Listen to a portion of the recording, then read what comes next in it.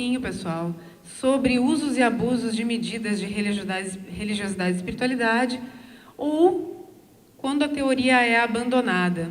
Tá? Por quê? Porque às vezes a gente tem um pouco de um pouco de fetiche, talvez, vamos chamar assim, tá? Com dados exatos, né? Então, a gente tem os dados quantitativos, a gente tem as medidas quantitativas que nos dão, então, informações exatas, e a gente tem uma ideia de que isso é mais científico ou é mais correto, tá? Quem estuda estatística sabe, né, que estatística é probabilidade, ou seja, probabilidade, incerteza, né? Mas, para além disso, às vezes, numa visão mais superficial, mais apressada do fazer científico, a gente pode usar escalas, fazer uso de escalas e de instrumentos e simplesmente esquecer de toda a teoria que deu base, que fundamentou aquela escala, aquele instrumento, e também escolher um instrumento porque todo mundo está usando aquele instrumento, porque é um instrumento muito interessante e tal, mas a gente precisa, para escolher o instrumento, a gente precisa realmente saber por que a gente está escolhendo aquilo.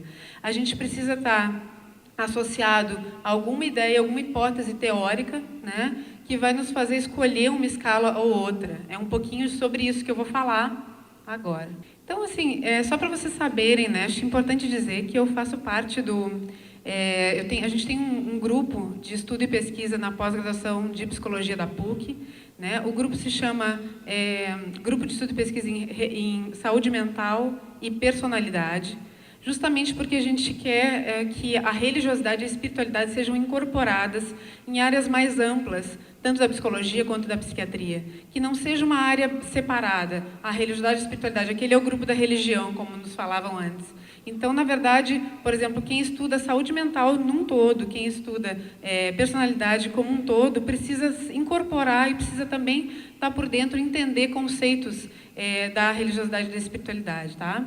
A gente lançou, então, uma especialização inteira sobre religiosidade e espiritualidade na prática clínica, que foi um sucesso, foi em EAD. A gente realiza também parceria com o Departamento de Psiquiatria e Espiritualidade da Associação de Psiquiatria do Rio Grande do Sul. Esses somos nós. Tá? Nós temos um Instagram, que é @newjoinpsychology, que é uma tentativa de falar para o público mais leigo, ou para o público que não está aí na trajetória de fazer pesquisa, né? O pessoal da clínica também, que a gente possa, então, informar um pouquinho com uma linguagem menos super ultra acadêmica, tá? Aqui o evento do Grupo de Trabalho de Psicologia e Religião, da Associação Nacional de Pesquisa e Pós-Graduação em Psicologia. Não sei se todos e todas aqui sabem, mas o Grupo de Trabalho de Psicologia e Religião tem 20 anos, tá? E esse foi o evento que a gente fez lá na PUC. Então, vamos ao que a gente veio falar aqui, né? Vou falar rapidamente, só para vocês terem uma ideia, né, do como usar escalas que a gente usa muito, né, sobretudo nessa área, tá, de religiosidade e espiritualidade.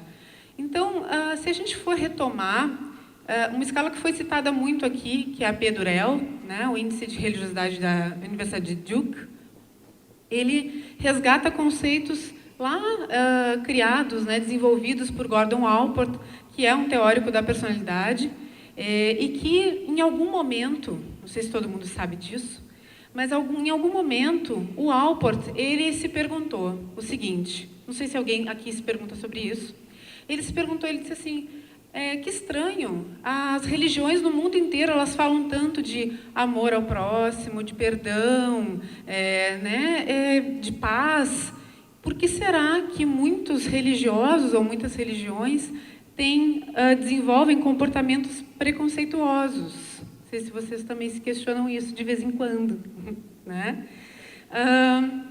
Tentando explicar isso, ele desenvolve dois conceitos fundamentais, o de religiosidade intrínseca e o de religiosidade extrínseca.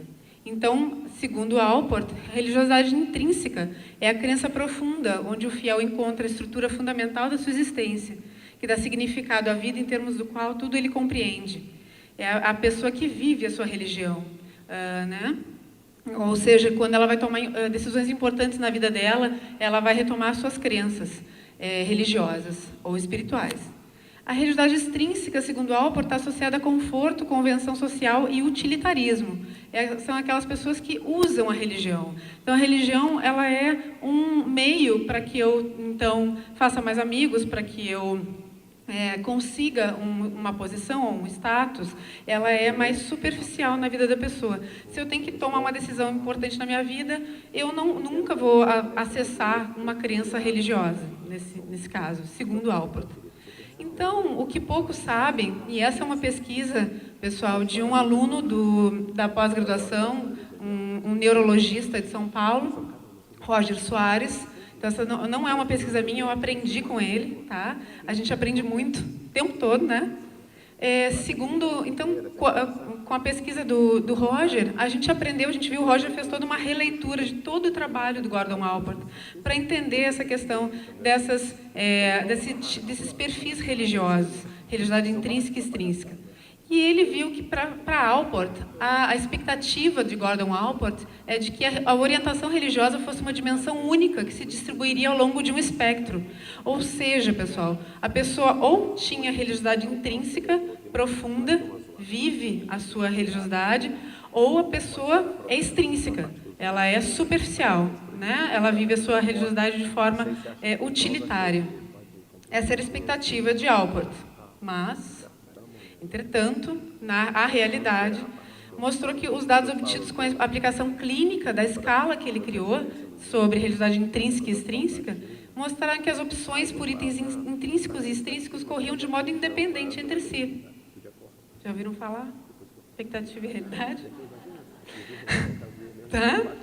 Ou seja, né, a gente vai ter aí uma tipologia quádrupla, que os autores depois vieram falar. Ou seja, muitas pessoas pontuavam ao mesmo tempo alto em religiosidade intrínseca e ao mesmo tempo muito alto em religiosidade extrínseca. Vejam só, né? E então se criou um entendimento de que existiam, por exemplo, pessoas que eram indiscriminadamente pró-religiosas e indiscriminadamente antirreligiosas. Então, pessoas que tinham uma tendência a pontuar, falou de religião, é legal, religião é muito bom.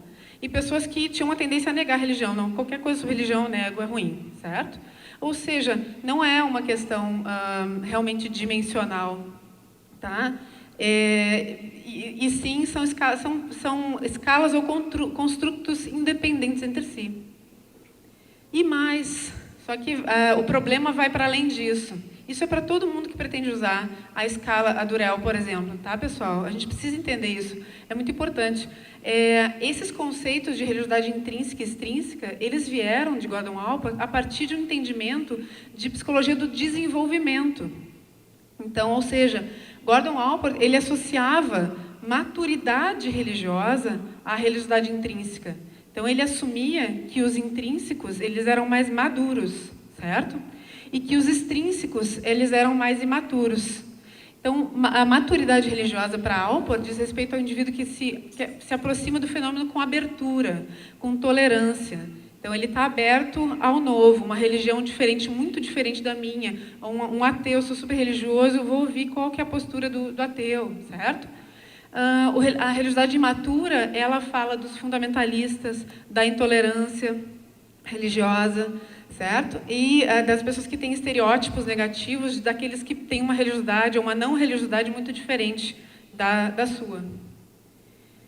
E aí, não sei se todo mundo conhece, esse é o índice de religiosidade da Universidade de Duke, que a gente está falando, né?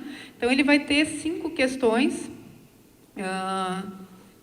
Então, a primeira questão fala da religiosidade organizacional, a segunda da não organizacional, que, na verdade, alguns autores, fazendo análises fatoriais, eles dividiram a religiosidade extrínseca em 2 formas de religiosidade. Uma que era ir a templos, o attendance, que tanto o professor Taylor nos falou, né?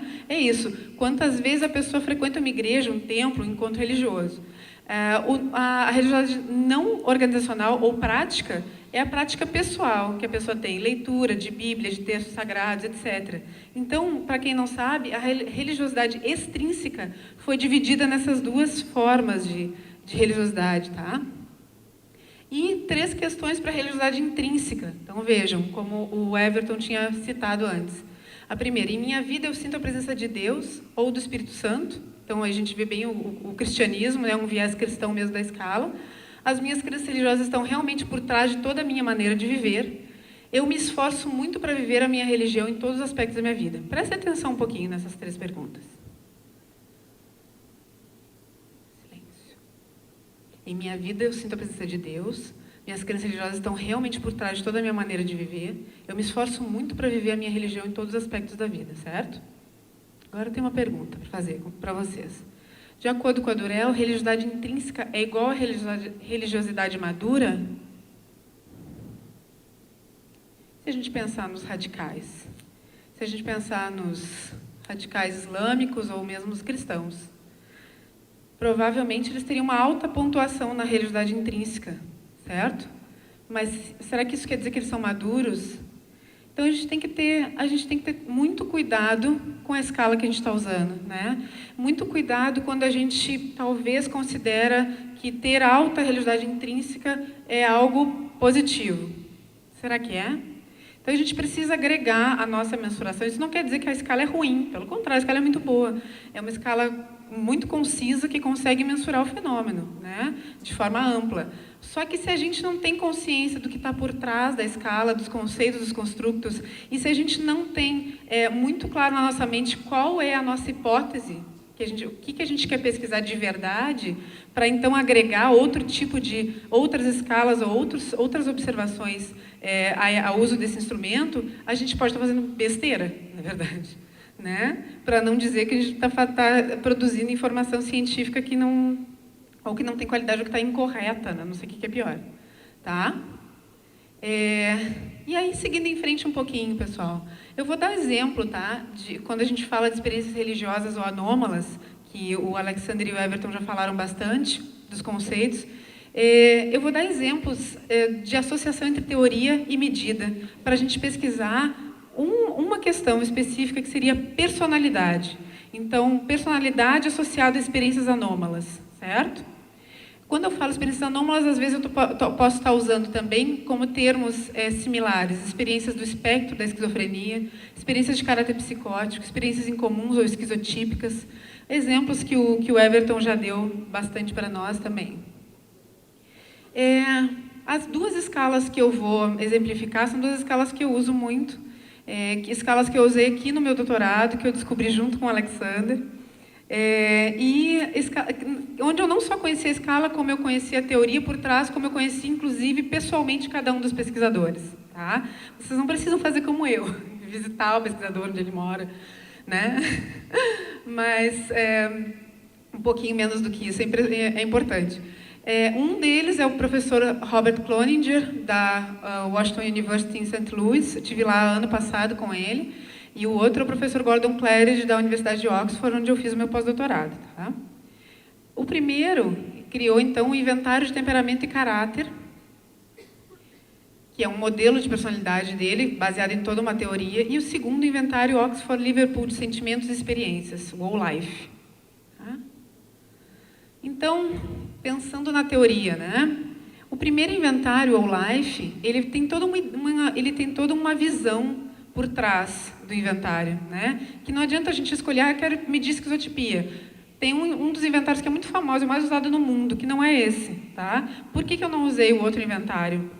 Porque é um questionário de transtorno da personalidade esquizotípica.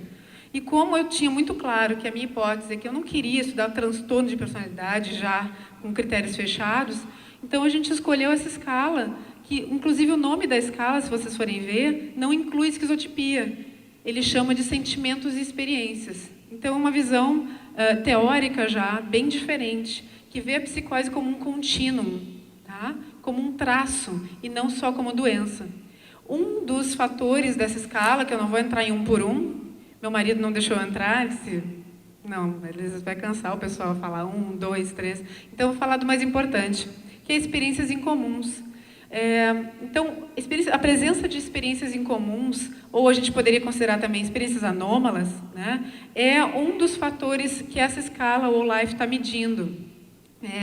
Que também estão associadas a experiências positivas, né, de caráter positivo, tá? E que algumas vezes essas experiências incomuns, algumas vezes elas são ressignificadas, elas são entendidas, reacomodadas em contextos religiosos ou espirituais, como a gente está vendo aqui, né, Umbanda e Igreja Evangélica. Outras vezes elas são ressignificadas em contextos criativos, né? Então, com arte, o professor Gordon Claridge, por exemplo, ele estuda comediantes, né, que tem essa escala, tem bastante experiência em comum também. Aqui está o inventário, vocês podem ver que ele é dicotômico, sim, não. E aqui as perguntas do inventário, tá? Então, a gente recentemente lançou a adaptação da escala. Ano passado eu lancei a adaptação. Fiz toda a análise, depois que eu lancei foi aceita a adaptação, fiz toda uma análise fatorial da escala, do instrumento, vi que tinha que tirar 5 questões da escala, fui lá no journal, disse não publica ainda, fiz o artigo maior da escala e agora vai sair, se tudo der certo, né, a adaptação e validação para a população brasileira, porque a gente estava usando essa escala sem adaptar, sem validar, a gente estava usando inclusive com uma questão errada, né, mal traduzida, e esses são cuidados muito importantes que a gente precisa ter, né, na hora de usar as escalas.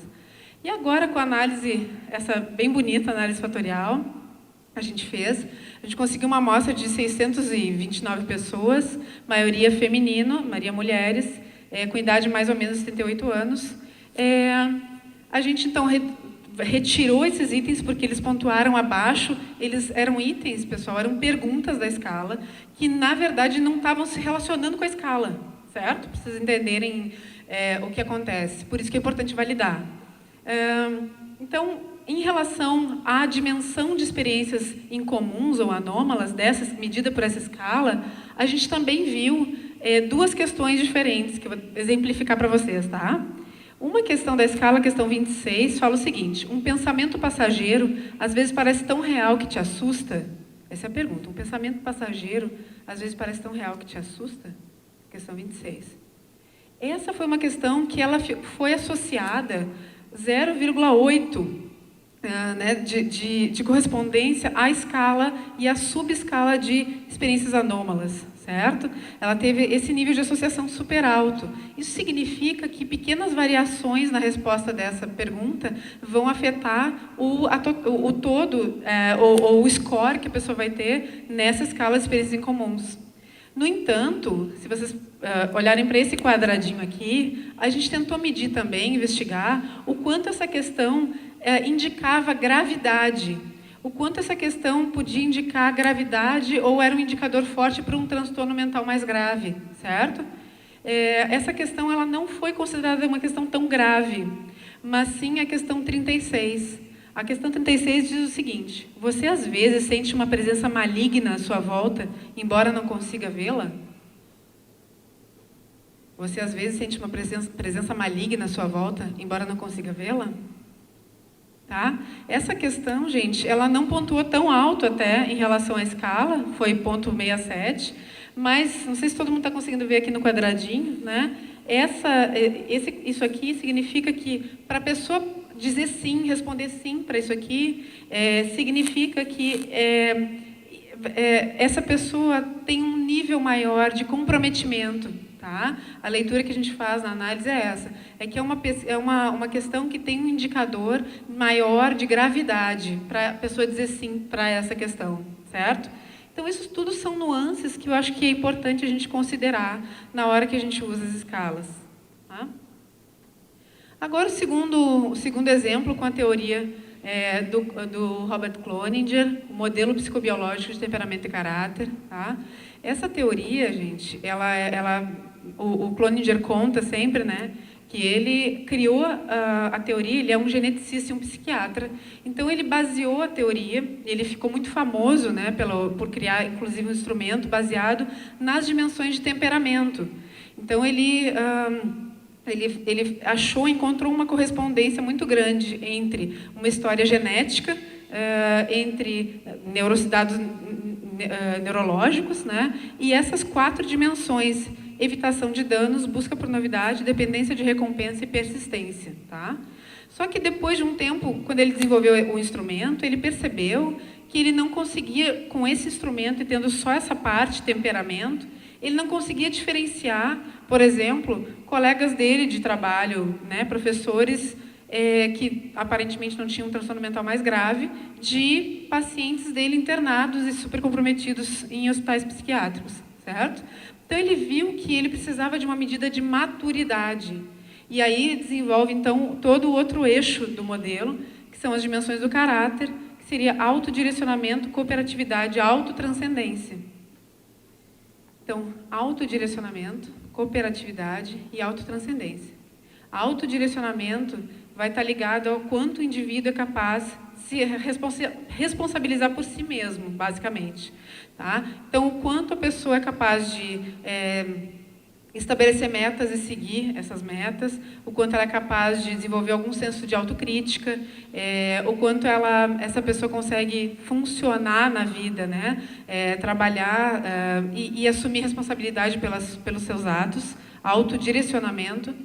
Cooperatividade, o quanto essa pessoa consegue cooperar no mundo, entre as pessoas, lembrar, opa, estou aqui com mais pessoas à minha volta, viver em sociedade, tolerar diferenças e até ter algum nível de compaixão. E a autotranscendência. A autotranscendência, gente, para vocês terem uma ideia, o Cloninger, ele literalmente colocou a cabeça dele a prêmio. E ela foi a prêmio, infelizmente, né? Mas ele diz, ao assumir a autotranscendência como uma dimensão de maturidade de caráter. Então, é o único modelo de personalidade no mundo que assume uma busca ou espiritual, ou existencial, ou por sentido de vida, para a gente incluir também ateus e agnósticos, né? Então, a autotranscendência, ela não é a religiosidade especificamente, mas ela é uma consciência, né, segundo o autor, de que a gente faz parte de um universo mais amplo. Então, não só saber que eu estou vivendo em sociedade, que eu tenho uma família, que eu tenho que cuidar das pessoas ao meu redor, mas é uma consciência de que eu vivo também num planeta, que eu vivo num sistema ecológico, né? É uma consciência desse todo. Essa escala foi muito baseada em experiências de místicos, né? Essa subescala, a autotranscendência, certo? Só que a autotranscendência, isso tudo que eu estou descrevendo para vocês, claro, o Cloninger foi muito criticado por ter incluído essa dimensão, né? Foi considerado o sonho humanista do Cloninger, só que ele disse assim, eu sabia que eu ia ser criticado, mas eu não podia negar a evidência que eu estava vendo ali na minha frente, né? Então, ele assume isso corajosamente. Aí, lembrando da teoria de novo, né? Então, tudo isso a gente tem que estar entendendo, né? Para poder escolher a escala, o instrumento que a gente vai usar. Aí tem um estudo aqui que a gente lançou, um estudo muito interessante, claro, foi a gente que escreveu, né? Muito bom. Que mostra que o autodirecionamento é um preditor de qualidade de vida em indivíduos com experiências de caráter psicótico. É um estudo longitudinal, então a gente acompanha essas pessoas por um ano. Muito interessante, tá? Só que... Então, essa é uma outra crítica que eu quero fazer para vocês, tá? É uma crítica minha e da Lady Gaga, tá? Que a gente, né, muito próximo. Não, nem conhece ela. O que eu quero dizer com isso, gente? Isso é vida real? Será que quando eu penso uma dimensão, uma característica de uma escala, autodirecionamento, e eu isolo aquela característica, e aí eu comparo com qualidade de vida, numa determinada população, será que eu estou falando da vida real? Por quê? Porque a gente está falando de ser humano, que a gente é um pouco complexo, né? Cada um sabe da sua complexidade, né? Alguém que se acha, sou muito fácil de decifrar. Não, né? A gente é muito complexo enquanto ser humano, né? Então, se eu isolo uma dimensão e comparo com qualidade de vida, eu, de alguma forma... Não é que isso esteja errado, vejam bem. Não está errado. O dado publicado não está errado, certo? E pode indicar a possibilidade de mais pesquisas. Mas eu preciso ter um entendimento de perfil, eu preciso ter um entendimento de complexidade. Eu não posso, a gente, quando fala de psicologia e de psiquiatria, a gente não pode mais ficar feliz só em trabalhar pensar uma variável, uma escala. A gente precisa entender o fenômeno como um todo. Tá? Vamos ver se fica mais claro. Muito preocupada com isso, eu vendo isso, mas o que realmente eu estou dizendo, né? Eu, então, quis lançar um estudo sobre esquizotipia benigna e personalidade, mas com uma análise de classes latentes. E eu estava com isso, eu fui lá para a Inglaterra querendo fazer isso, e quando eu voltei e entrei na PUC, eu vi que os japoneses lançaram um estudo exatamente igual que eu queria lançar. E eu fiquei feliz por um lado, que eu vi, pô, não estou tão errada, mas por outro lado eles fizeram primeiro. Então, assim, não tô só para dizer que eu não estou sozinha nessa visão, tá, pessoal? Dessa análise de classes latentes. É um pouquinho diferente da análise de clusters, tá? Mas basicamente o que eu quero dizer? O que a gente fez? A gente pegou todas essas variáveis de esquizotipia, de personalidade, de experiências anômalas, a gente jogou tudo isso num modelo, tá, estatístico, de um programa de análise estatística, e a gente viu o que esse modelo ia criar, que associações ele ia fazer. Então, acaba que o modelo criou 2 clusters, ou 2 grupos. Tá? Vocês estão entendendo? Eu não estou pegando mais uma variável de uma escala, eu estou juntando todas as variáveis de várias escalas. Tá? E estou vendo o quanto existe de associação, o quanto isso cria agrupamentos ou perfis. Certo? Então, esse cálculo criou dois agrupamentos, o cluster 1, que mostrou menos esquizotipia negativa, menos o lado negativo da esquizotipia, embotamento, confusão mental, menos ansiedade, mais autodirecionamento e mais qualidade de vida. Que eu chamei de cluster 1 mais adaptativo, que nem os japoneses chamaram de mais adaptativo, eu imitei eles, confesso.